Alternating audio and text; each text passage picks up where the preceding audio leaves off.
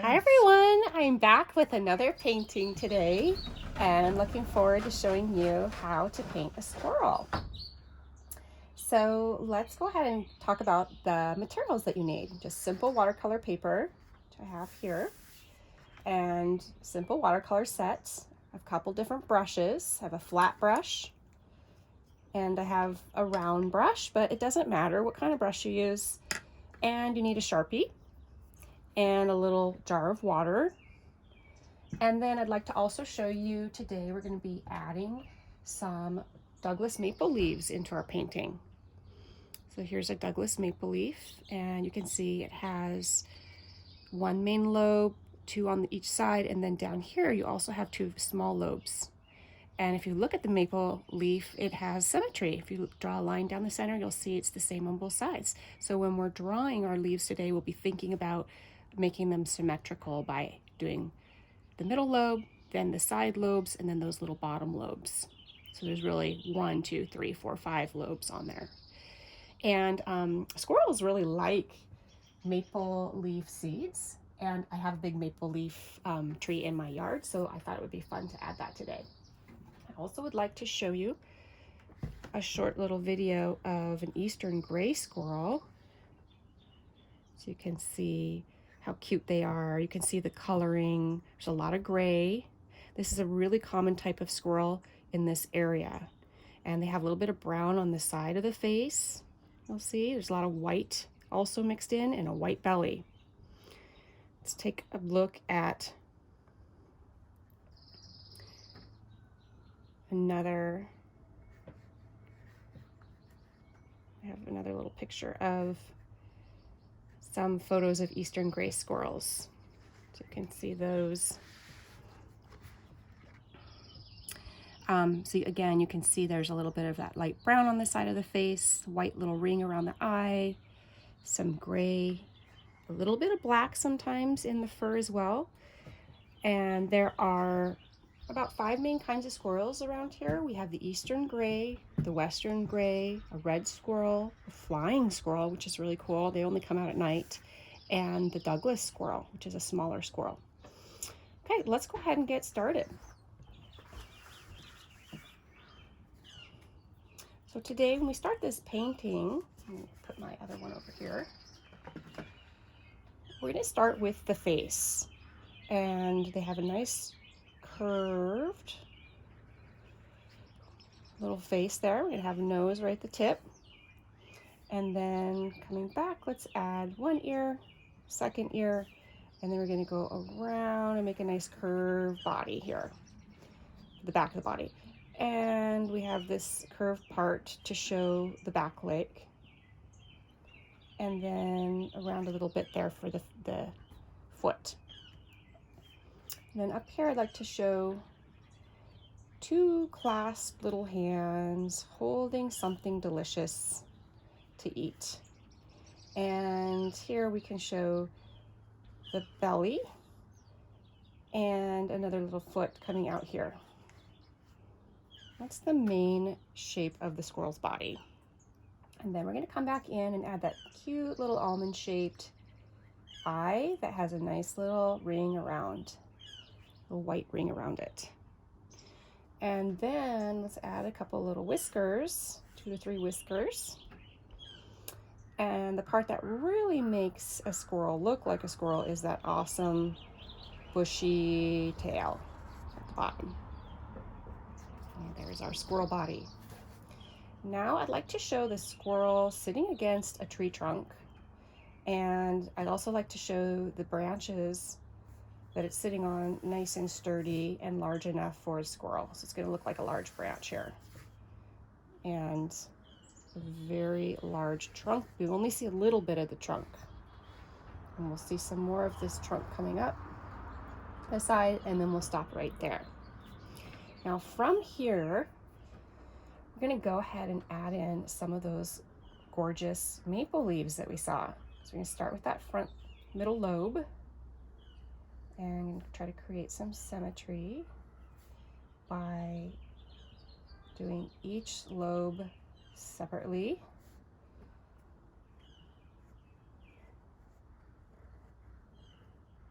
And then we're going to add those two little bottom lobes that were smaller at the end of the leaf.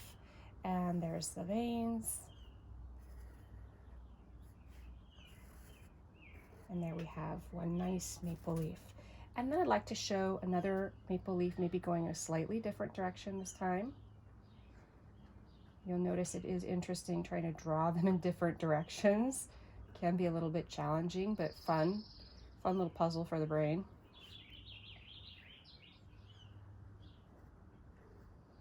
And again, as you're doing this, try to have some fun and not get too fussy about how your leaves turn out, because it's going to be really artsy and creative looking. Just kind of have your own style with it.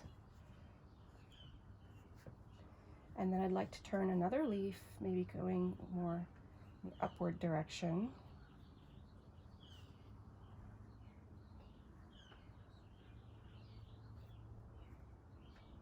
And going out to the side. And then we're going to do those little bottom lobes. And you'll notice my Douglas maple leaves are a little bit wider. They just kind of have their own style and their own personality, and I like that. I think that's just fine. Your leaves are going to be really cool, and I can't wait to see how they turn out. And then I'd like to just do some little bit smaller ones to create some variety in the picture, what we're looking at. And maybe I'll do a couple more on the edge over here.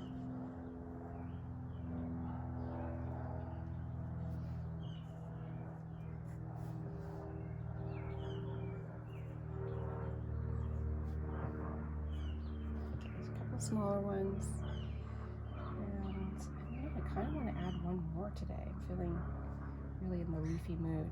Let's do one more here.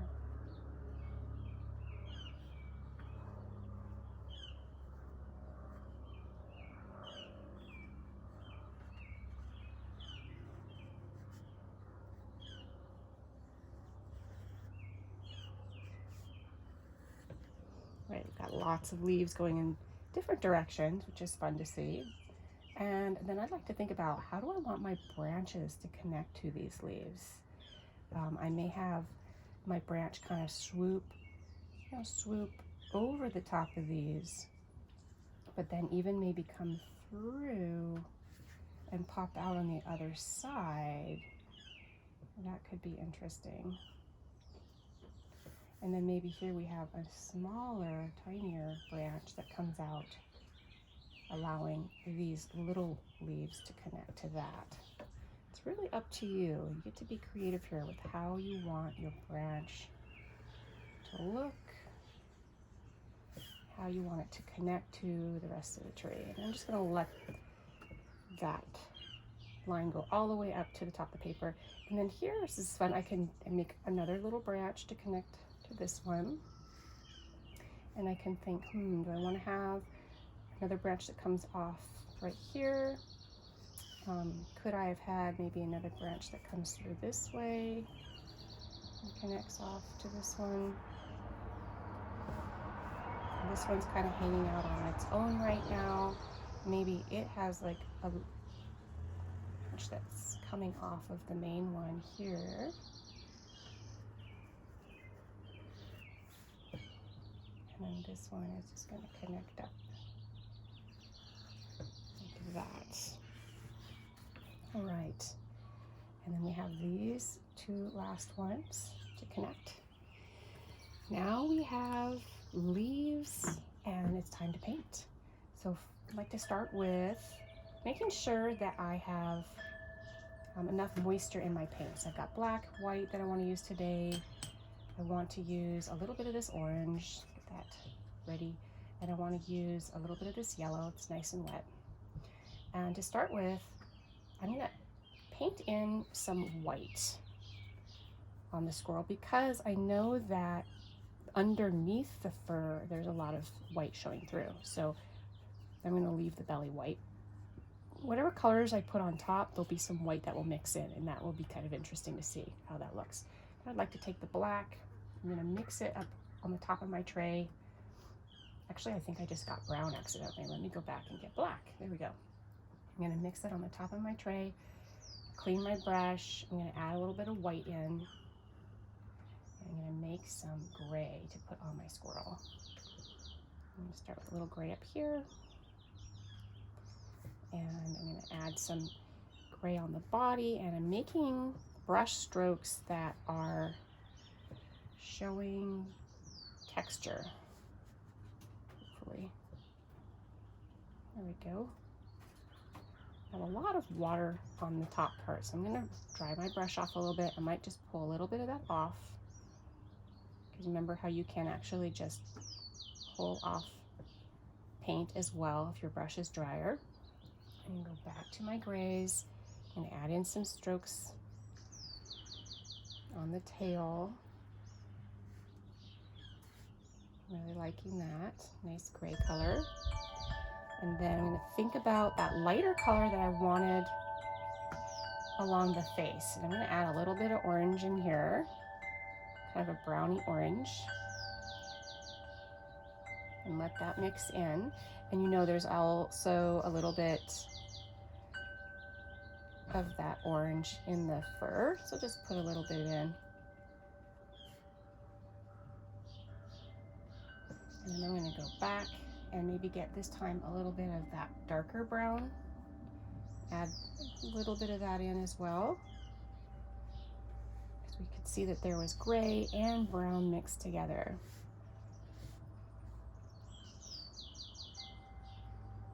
And you know, one of the nice things about watercolors is you just really want to let those colors mix together. So I don't want to be too fussy about it. I'm going to go in now and get just a little bit of the darker black, just to add a little bit of accent color throughout.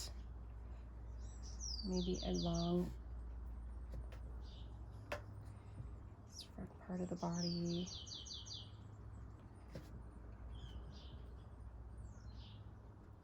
For some reason today I'm feeling like this watercolor paper is not absorbing my paint very well. Maybe I should have used the other side of it, I'm not sure, but I'm just going to keep playing and let it'll absorb.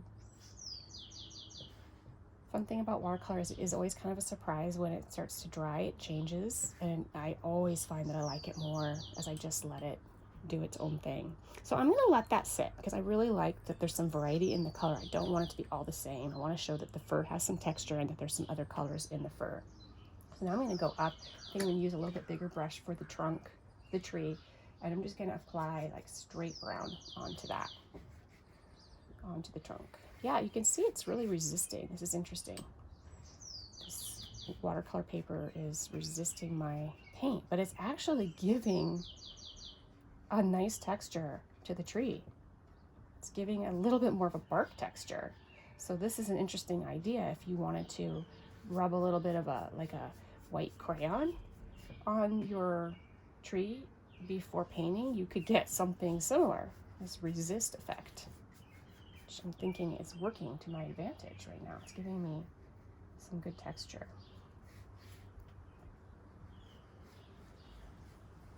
Just gonna keep going, and I'm gonna paint these branches now. I'll try to pull the color all the way through, and as I get into some smaller branches, I may want to use a smaller brush. It's really a fun challenge to paint curvy lines.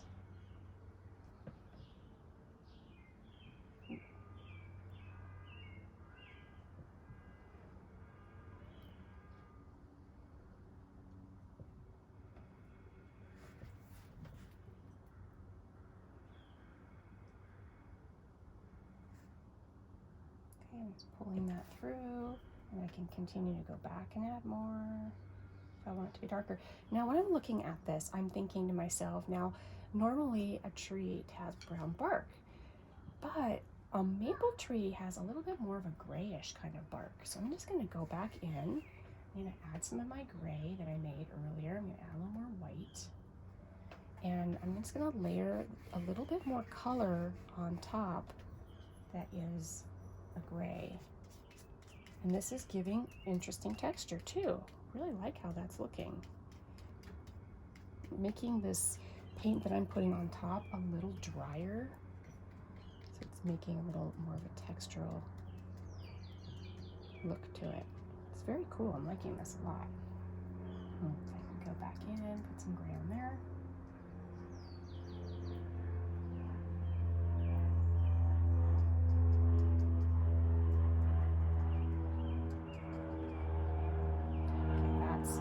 I'm really liking the way that's looking now, so I'm going to leave that alone. I'm going to come up now. We have a plane flying overhead. Nebula here. I'm just going to put some clear water on these leaves.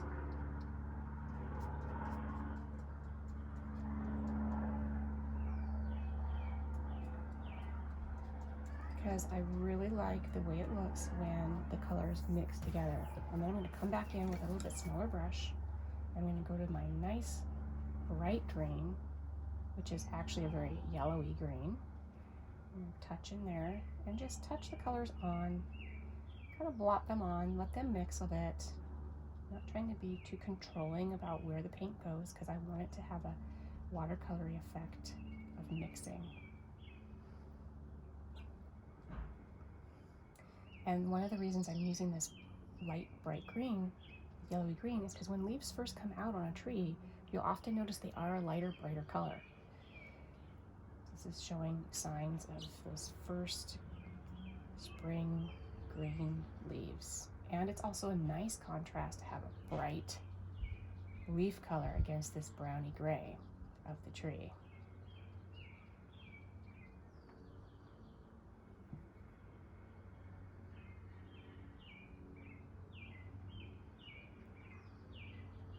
I don't know if you can hear in the background, but we also have a lot of robins chirping right now. I've been enjoying seeing the robins, Stellar's jays.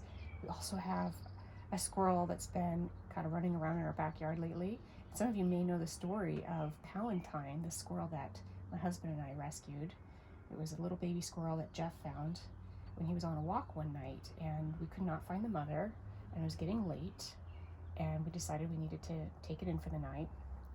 And we did end up taking care of it for about 2 days, and we found a wildlife sanctuary for it because we knew it needed more specialized care. And so we found this wonderful place that we ended up taking it to called Footprints. And this wildlife sanctuary is really specialized for squirrels, squirrel rescue. And the woman who runs it's name is Kathy. She's out in Carnation. And anyway, we've gone back to visit Palantine. This will be our 3rd time actually. We're going today to help feed the squirrels because she needs help. And Palantine's just doing great. And we're just so excited about that. So what I'm doing right now is I'm putting some clear water on the background for the final part of this painting today. And I'd like to do something a little bit different with the background. Now, of course, you can do it however you want. I see I have a little green bleeding in, so I'm just going to take my paper towel and blot that little bit of green.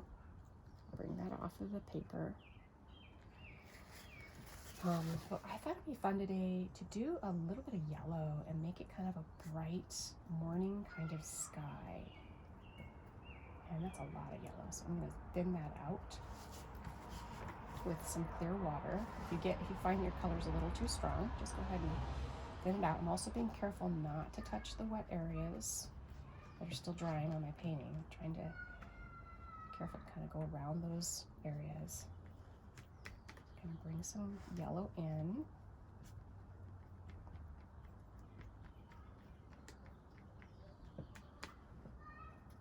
This kind of just gives that cheerful glow, morning glow that's so beautiful in spring.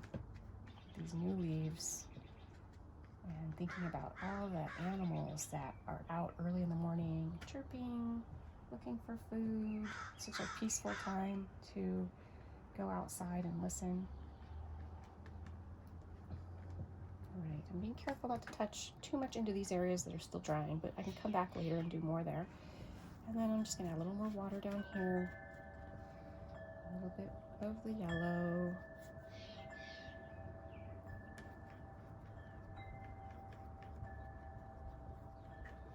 It's really fun to do that.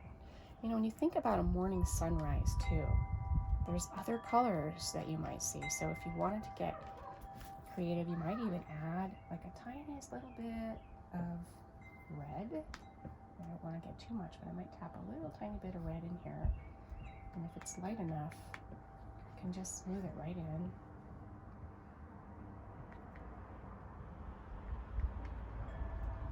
It just kind of blends right in to that morning light.